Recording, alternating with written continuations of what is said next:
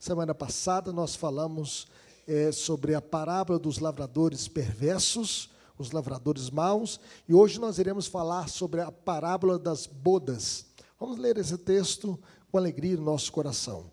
Mateus 22, você que está em casa também, acompanhando a transmissão, que Deus abençoe a sua vida.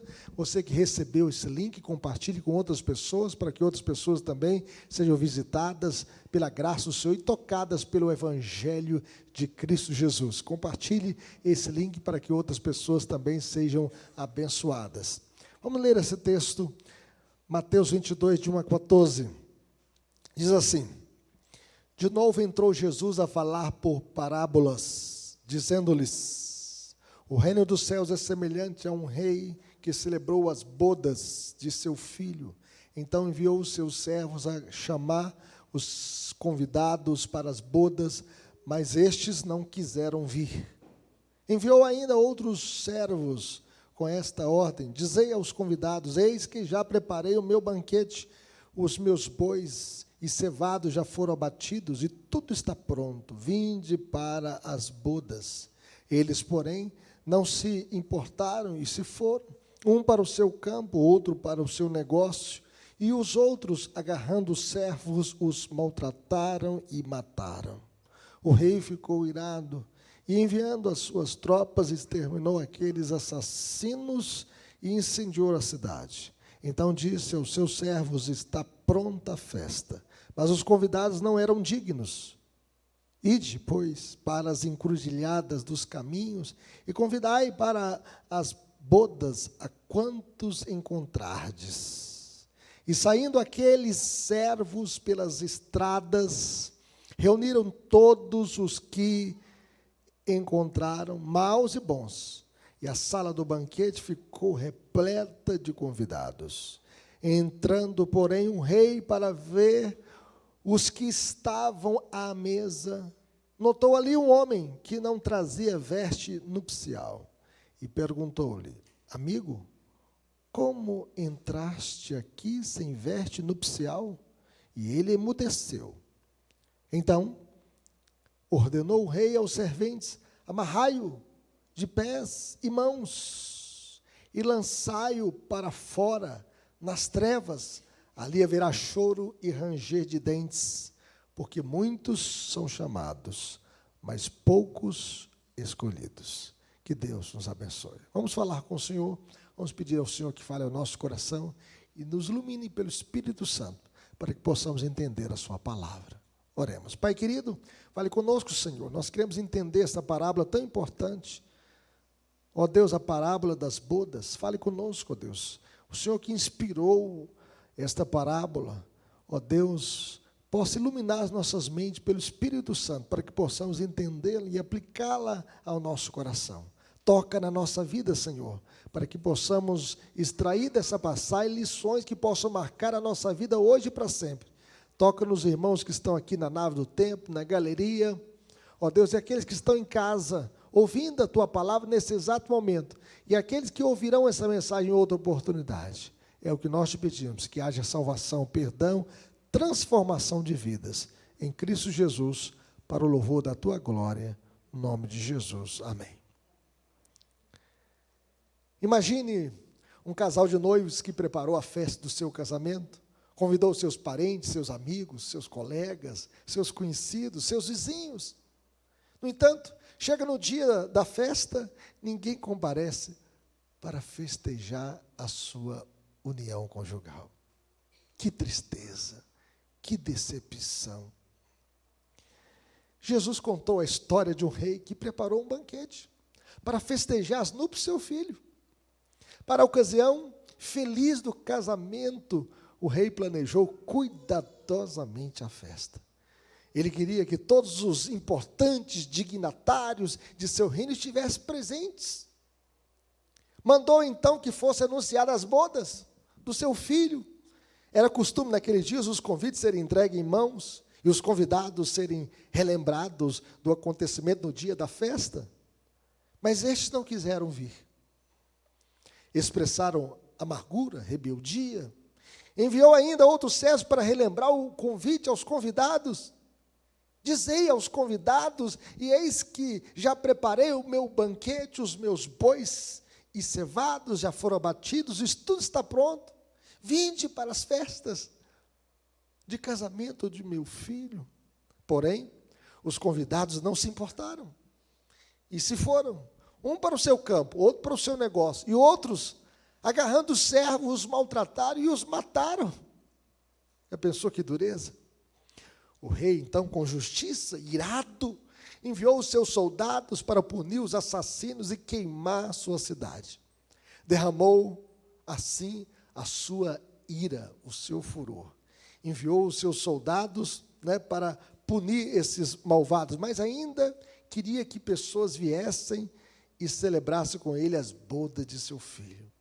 Por isso ordenou aos servos que fossem às esquinas das ruas, nas encruzilhadas, e convidasse a todos os que quisessem vir à festa de casamento de seu filho. Tanto pessoas boas, dentro do padrão da sociedade, como más, vieram em grande número, de modo que a sala do banquete se encheu dos convidados. No entanto, um dos convidados se recusou a usar o traje nupcial que lhe foi oferecido quando chegou.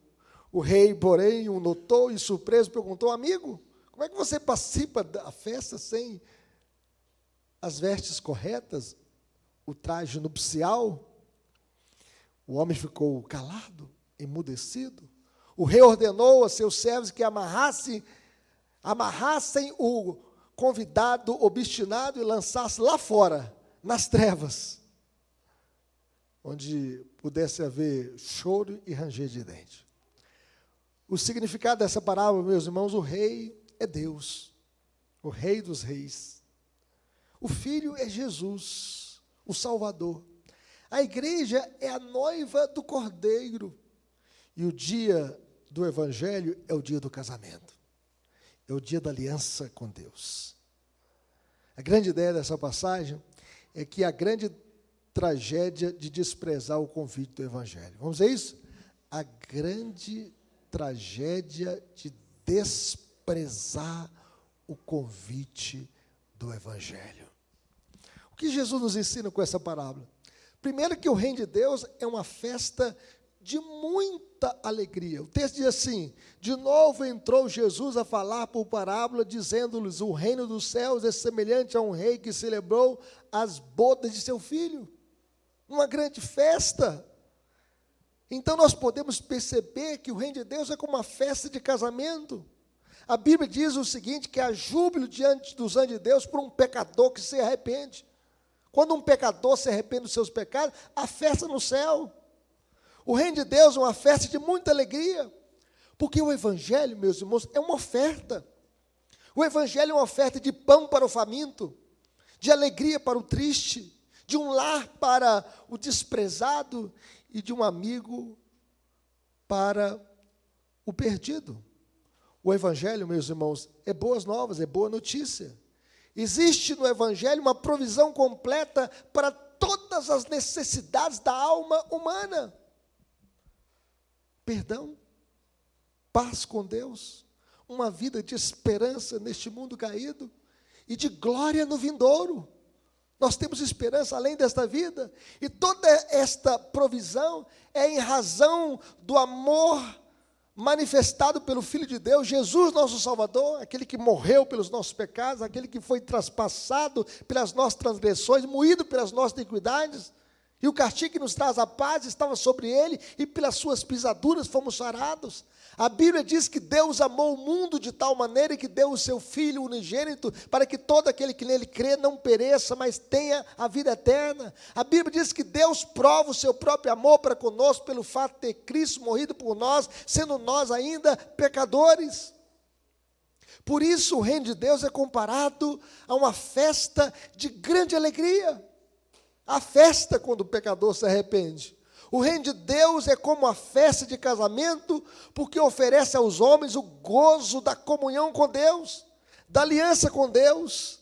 Deus então faz um pacto de amor e vida com o pecador contrito, arrependido, que entra na comunhão com Deus, que entra na família de Deus, que entra num casamento com Deus, que entra numa aliança eterna com Deus. Mas vejam bem, em segundo lugar, Jesus nos ensina que a pregação do Evangelho é o convite da graça. Vamos dizer isso? A pregação do Evangelho é o convite da graça. O rei mandou os servos para chamar os convidados e eles não quiseram vir.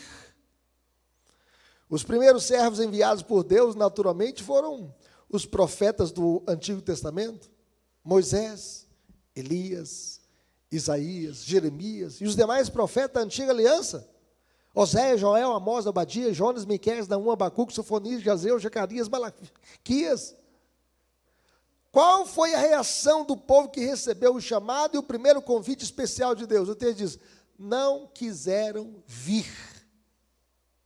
Não é dito que eles não poderiam vir, mas que estes não quiseram vir. A vontade rebelada contra Deus e contra a sua palavra.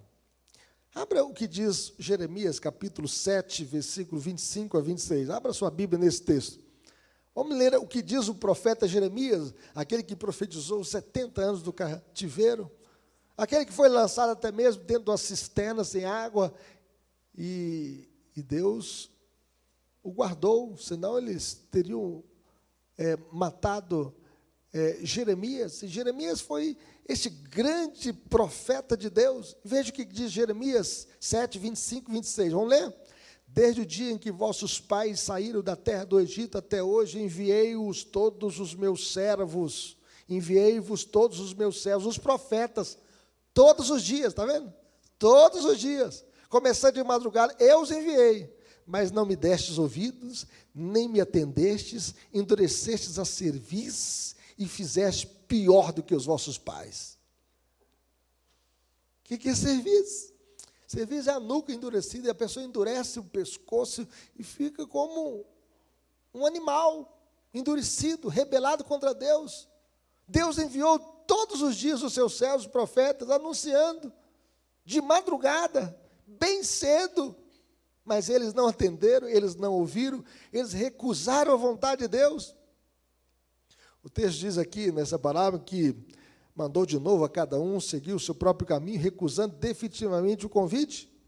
Mateus 22, 4 diz o seguinte, enviou ainda outros servos com esta ordem, dizer aos convidados, eis que já preparei o meu banquete, os meus bois e cevados já foram abatidos e tudo está pronto. Vinde para as bodas. Veja bem, a paciência de Deus com o pecador, chamando o pecador a arrependimento, para que possa voltar para Deus, para que possa se quebrantar, para que possa vir participar do banquete, participar da festa, ter uma aliança com o rei, ter uma aliança com o filho do rei, Jesus. O segundo grupo, meus irmãos de servos, naturalmente sugere João Batista. João Batista foi o pregador do arrependimento. Ele diz, arrependei-vos porque está próximo o reino dos céus. O próprio Jesus, o Deus encarnado, que habitou entre nós, cheio de graça e verdade, pregou a mesma mensagem de João Batista, arrependei-vos porque está próximo o reino dos céus. O reino dos céus. E seus discípulos, os 12, depois os 70, Estevão, Paulo e outros. Isso mostra a paciência de Deus para com os pecadores em chamar, avisar, advertir, enviar o seu servo para pregar. Mas muitas pessoas não escutam, entram por um ouvido e saem pelo outro. Endurece os seus corações. Paulo diz o seguinte, ou desprezas a riqueza da sua bondade, tolerância e longanimidade, ignorando que a bondade de Deus é que te conduz ao arrependimento. Como Deus é bom. Quantos livramentos nós já tivemos na vida? Quantos avisos, quantas advertências. Por isso, meus irmãos, enquanto a vida há esperança, enquanto a pessoa estiver viva, nós devemos insistir com ela. Deus não desiste de nós facilmente. Ele é rico em perdoar. Ele deseja que todos se arrependam. Por isso Jesus fez o maior convite da graça, dizendo, vinde a mim, todos que estáis cansados e sobrecarregados, e eu vos aliviarei. Que convite maravilhoso, este convite da graça de Jesus. Então Jesus ele tem paciência com o pecador.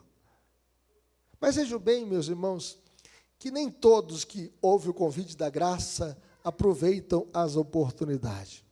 Veja o versos 5 e 6 comigo, Mateus 22, 5 e 6. Veja a reação dos convidados. Eles receberam a visita desses servos de Deus, desses profetas, oferecendo o convite da graça, mas o texto diz que eles, porém, não se importaram e se foram, um para o seu campo, outro para os seus negócios, e outros, agarrando os servos, os maltrataram e mataram. Duas atitudes aqui, meus irmãos, são indicadas, a indiferença. Diz que a indiferença é pior do que o ódio. Eles têm muito mais interesse pelos assuntos terrenos do que pelos assuntos celestiais. Um foi para o campo e o outro foi atrás dos seus negócios. Eles têm mais interesse pelas coisas materiais do que pelas coisas celestiais. O Senhor Jesus havia dito, vinde a mim, né? Todos que estáis cansados e sobrecarregados, eu vos aliviarei. E o Senhor Jesus diz, buscai, pois, em primeiro lugar o meu reino e a sua justiça, e as demais coisas vos serão o quê? Acrescentadas. Mas eles têm mais interesse pelo campo, pelos negócios, do que pelo convite para aceitar a salvação plena e gratuita. Em outras palavras, um foi desfrutar dos seus bens e o outro procurar mais riquezas, mais conforto, mais sucesso nos seus negócios. São indiferentes ao chamado de Deus. Eu lembro de uma historinha que eu li certa feita, né? Que alguém falou só, ensina a criança, né? Quando está pequeno. Não, muito criança para pensar em Deus. Aí chegou na juventude, na adolescência, né? Na adolescência, juventude, alguém, não, muito apaixonado para pensar em Deus. Aí chegou, né, na fase que ele está na vida adulta, casou, né, tem que criar os filhos e tal, e tem que trabalhar muito ocupado para pensar em Deus. Aí ficou velho, né, já cansado, alguém muito cansado para pensar em Deus. Aí morreu, né, foi no cemitério, né, e aí diz que o diabo estava lá e falou assim, muito tarde para pensar em Deus. Então, existem pessoas que, às vezes, passam a vida inteira. Na infância não vem para a escola dominical, não traz os filhos para Deus. Na juventude está aí apaixonado demais, né? Casa, tem os seus filhos e começa a trabalhar muito ocupado para pensar em Deus. Fica velho, está cansado para pensar em Deus. E, depois da morte, o caso é mais sério. Mas nós podemos ver a segunda atitude aqui de uma hostilidade ativa. O texto diz assim, agarrando os servos, tratando-os com ignomínia e ainda matando alguns deles. Então, eles se levantaram contra os primeiros pregadores do Evangelho.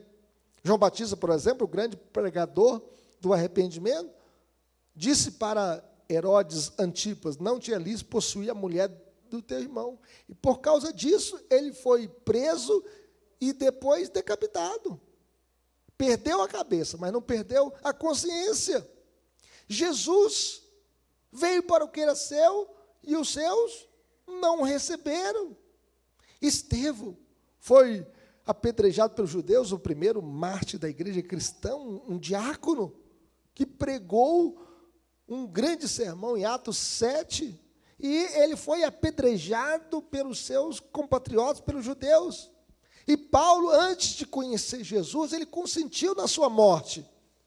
Ele também foi um fariseu fanático que confiava na sua própria justiça, nos seus próprios méritos. No entanto, no caminho de Damasco, a sua vida foi transformada. Ele conheceu Jesus, que mudou a sua vida, que mudou a sua história. E agora ele não confia na sua própria justiça, ele confia na justiça de Cristo. E essa justiça foi imputada em sua conta, sobre a sua vida.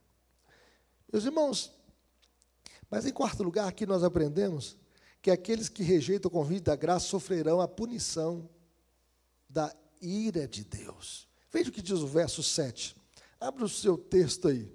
Nós podemos ver que a rejeição ao convite divino traz consequências. Quem rejeita o evangelho da graça de Deus terá o castigo eterno.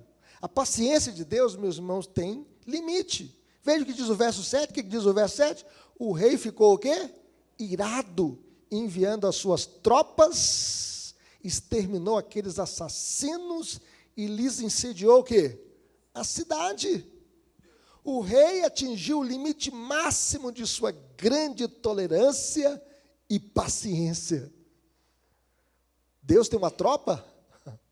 Deus tem uma tropa, irmãos? Deus tem tropa, sim. Como é que a Bíblia chamou o Senhor? O Senhor dos exércitos. E esses exércitos são tropas, forças celestiais, legiões angélicas que estão sob o seu comando em todos os momentos. Além do mais, meus irmãos, aqui nós temos a profecia de destruição de Jerusalém no ano 70. O Senhor Jesus disse que não ia ficar em Jerusalém pedra sobre pedra que não fosse derribada. Jerusalém foi tomada por Tito, filho do imperador Vespasiano. O templo foi destruído. Deus usou o Império Romano para trazer juízo sobre os judeus. E esses assassinos, os saduceus, os fariseus, eles morreram. E a sua cidade, a cidade de Jerusalém, foi incendiada. A Bíblia diz, meus irmãos, que o homem que muitas vezes repreendido endurece a servir será quebrantado de repente, sem que haja cura. Muitas pessoas, às vezes, ouvem o evangelho, ouvem, e às vezes Deus vai tolerando, vai tendo paciência, mas a paciência de Deus tem limite. Nós não podemos abusar da misericórdia de Deus. Com Deus não se brinca, de Deus não se zomba. Domingo nós falamos aqui sobre a lei da semeadura e da colheita. A Bíblia diz, de Deus não se zomba, aquele que o homem semear, isso também ceifará. Ceifará. Então nós podemos perceber que nós não podemos abusar da graça de Deus, da misericórdia do Senhor, porque as nossas decisões, as nossas atitudes têm consequências. E eles receberam o juízo de Deus sobre as suas vidas. A cidade foi incendiada e esses assassinos foram mortos, destruídos pelo Império Romano. Mas em quinto lugar, meus irmãos, aqueles que rejeitam o Evangelho não atrapalham o banquete que Deus tem preparado para aqueles que o amam. Tudo está pronto. Vinde para as bodas. O Pai está pronto para amar. O Pai está pronto para amar. Ele planejou a obra da redenção. O Filho está pronto para perdoar e limpar de toda a culpa. O Senhor Jesus, Ele se encarnou, Ele habitou entre nós. Ele é a segunda pessoa da Santíssima Trindade. Ele se fez carne e habitou entre nós, cheio de graça e verdade. Ele veio para morrer a pior morte, a morte de cruz. E na cruz do Calvário, Ele veio para nos reconciliar com Deus. Deus estava em Cristo, reconciliando consigo o mundo. O Espírito Santo está pronto, meus irmãos, porque o Espírito Santo é que aplica a obra que Cristo fez na cruz na nossa vida. E o Espírito Santo está pronto para nos santificar, para nos renovar. Ninguém nasce de novo se não for pela ação do Espírito Santo. Nós estávamos mortos em nossos delitos e pecado, mas Ele nos deu vida, nova vida. A graça de Deus está pronta para assisti-lo. Pela graça sois salvos, mediante a fé, isto não vem de vós, é dom de Deus, não de obras para que ninguém se glorie. Onde abundou o pecado, superabundou a graça de Deus. A Bíblia está pronta, meus irmãos. É um livro completo. 66 livros, 39 o Antigo Testamento, 27 o Novo Testamento. A Bíblia está pronta para nos instruir, para nos ensinar o caminho correto pelo qual nós devemos viver. O céu está pronto para ser o seu lar. Jesus diz, na casa de meu Pai há muitas moradas, se assim não fora, eu vos teria dito. Então Ele disse aos seus servos, está pronta a festa, mas os convidados não eram dignos. Ide, pois, para as encruzilhadas dos caminhos e convidai para as bodas a quantos encontrardes. E saindo aqueles servos pelas estradas, reuniram todos os que o encontraram, maus e bons, e a sala do banquete ficou repleta de convidados. Ide, não é isso que Jesus disse? Ide, portanto, fazer discípulos de todas as nações, batizando em nome do Pai, do Filho e do Espírito Santo, ensinando-os a guardar todas as coisas que vos tenho ordenado, e eis que estou convosco todos os dias, até a consumação dos séculos. Em Marcos está escrito: ide e pregar o evangelho a toda criatura, quem crê e for batizado será salvo, quem porém não crê será condenado. Ide. O plano do rei, meus irmãos, de ter boas bodas para o seu filho, não podia fracassar. A obra de Deus não para, a sua vontade não pode ser frustrada por causa da rejeição dos rebeldes, em vista do fato de que os primeiros convidados se mostraram indignos, então que outros sejam trazidos. Os servos deveriam ir pelas encruzilhadas dos caminhos e convidar muitos para participar da festa de casamento do filho do rei. É como se a igreja estivesse vazia, nós não tivéssemos. A gente tem que sair pelas esquinas, pelas praças, pelas ruas, pelos becos, e nós devemos convidar as pessoas, para que a sala do banquete pudesse ficar cheia, repleta de pessoas. Seja onde for que as pessoas estejam, meus irmãos, os pregadores devem ir com a sua mensagem dada por Deus. Nós recebemos a mensagem do Evangelho e nós devemos compartilhar essa mensagem com outras pessoas. Em Apocalipse, João vê a igreja triunfante no céu.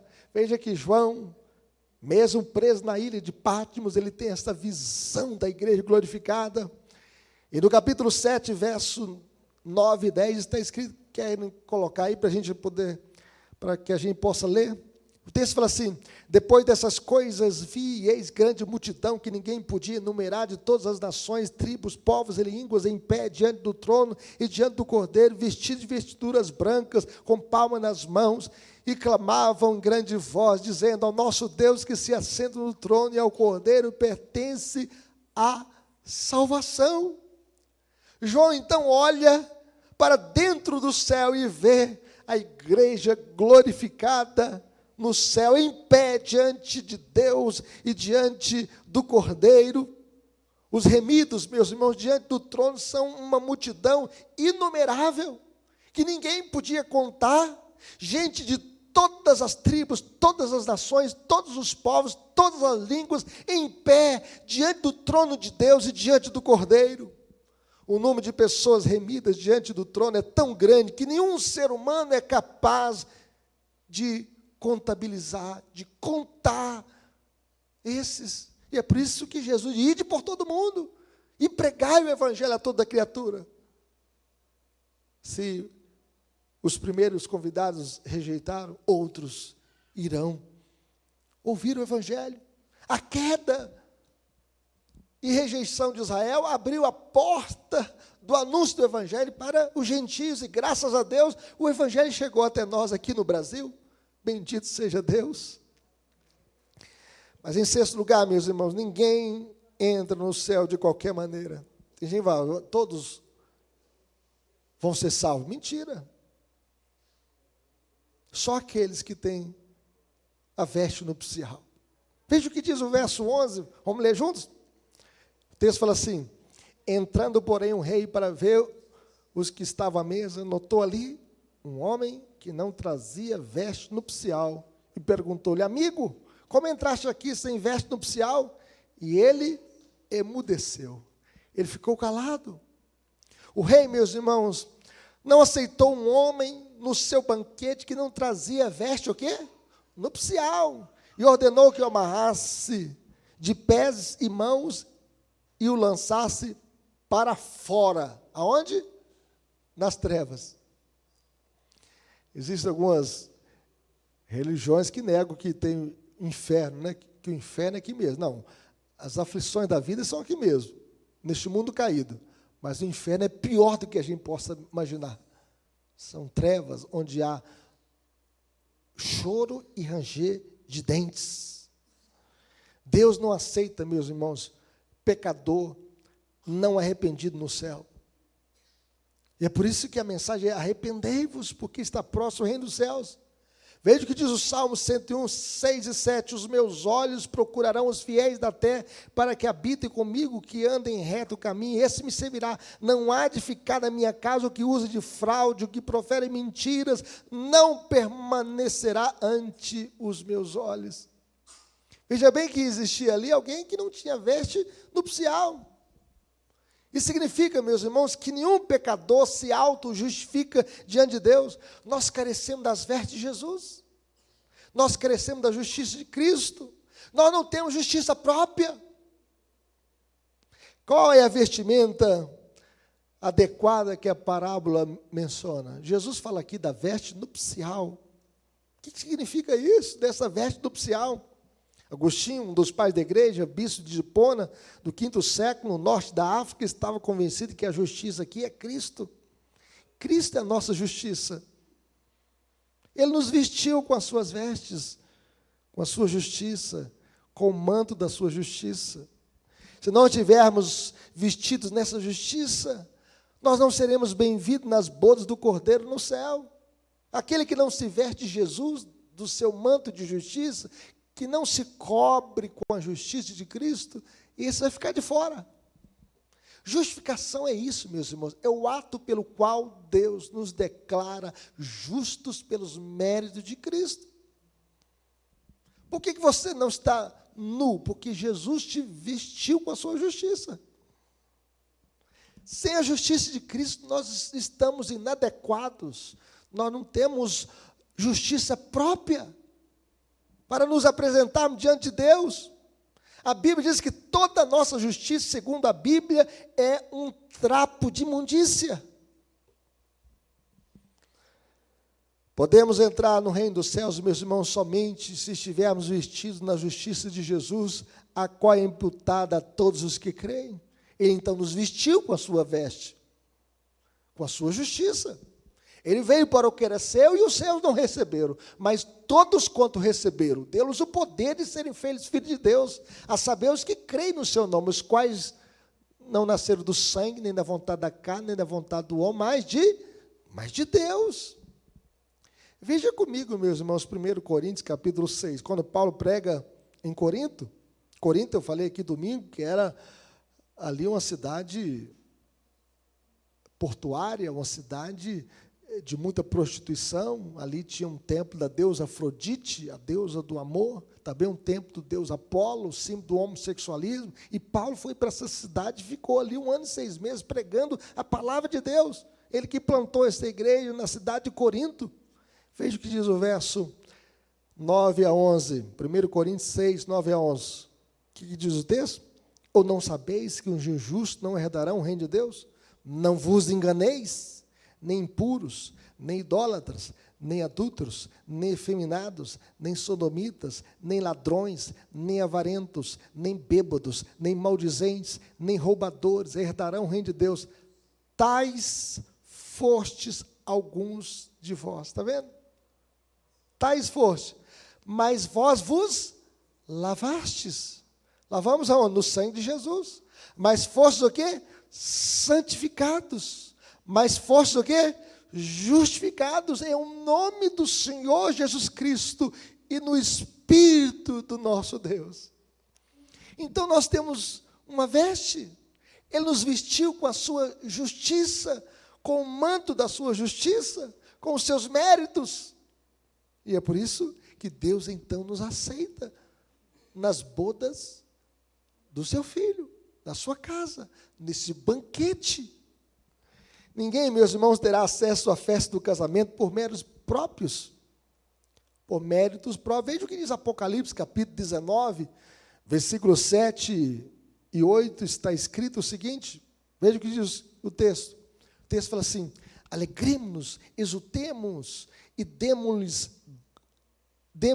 demos-lhe a glória, porque são chegadas as bodas do Cordeiro, cuja esposa a si mesma já se ataviou, pois lhe foi dado vestir-se de linho finíssimo, resplandecente e puro, porque o linho finíssimo são os atos de justiça dos santos. Então me falou o anjo: escreve, bem-aventurados aqueles que são chamados à ceia das bodas do Cordeiro. E acrescentou: são estas as verdadeiras palavras de Deus. Veja bem que a igreja foi vestida. Nós fomos então vestidos da justiça de Cristo. E o texto fala aqui: porque o linho finíssimo, resplandecente e puro, porque o linho finíssimo são os atos de justiça dos santos. Porque nós somos vestidos da justiça de Cristo. E bem-aventurados aqueles que são chamados à ceia das bodas do Cordeiro. Todos, meus irmãos, têm que receber o convite da graça de Deus. A iniciativa de salvação é sempre a chamada de Deus. Deus nos chamou. Bem-aventurados são aqueles que são chamados à ceia das bodas do Cordeiro, de participar deste banquete no reino de Deus. A igreja é o povo mais feliz da terra, e a eternidade será uma festa que nunca acaba. Que nunca acaba. A gente pode perceber que o Brasil todo ano prepara a festa do carnaval, mas a festa da carne, a festa do pecado. Que a pessoa pula 3 dias de carnaval, e no 4º dia, na quarta-feira de cinza, tem que passar cinza na testa. Como símbolo de arrependimento, porque festejar apenas as festas desta vida. E depois eles têm que aguardar mais um ano. Mas aqueles que vivem na presença do Senhor têm uma alegria perene. E na eternidade esta festa nunca vai acabar, porque nós estaremos para sempre diante do Rei dos Reis e Senhor dos Senhores, participando do banquete celestial. Por isso Jesus nos convidou para participar desse banquete, dessa ceia nas bodas do Cordeiro. Aplicações para a nossa vida, meus irmãos: como viveremos? Primeiro, ouvindo o chamado de Deus. Ouça a voz de Deus. Quem é de Deus, ouve a palavra de Deus. O eleito de Deus, ele responde ao chamado de Deus. O eleito de Deus, ele se arrepende, ele busca a Deus, ele ora a Deus, ele clama ao Senhor. Ele está na dificuldade, ele está com Deus. Ele está na alegria, está com Deus, porque ele recebeu o chamado de Deus. Muitos são chamados, mas poucos escolhidos.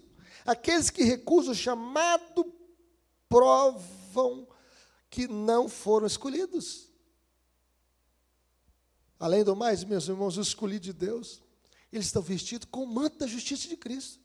Se alguém está em Cristo, é o quê? É nova criatura, as coisas velhas se passaram, eis que tudo se fez novo.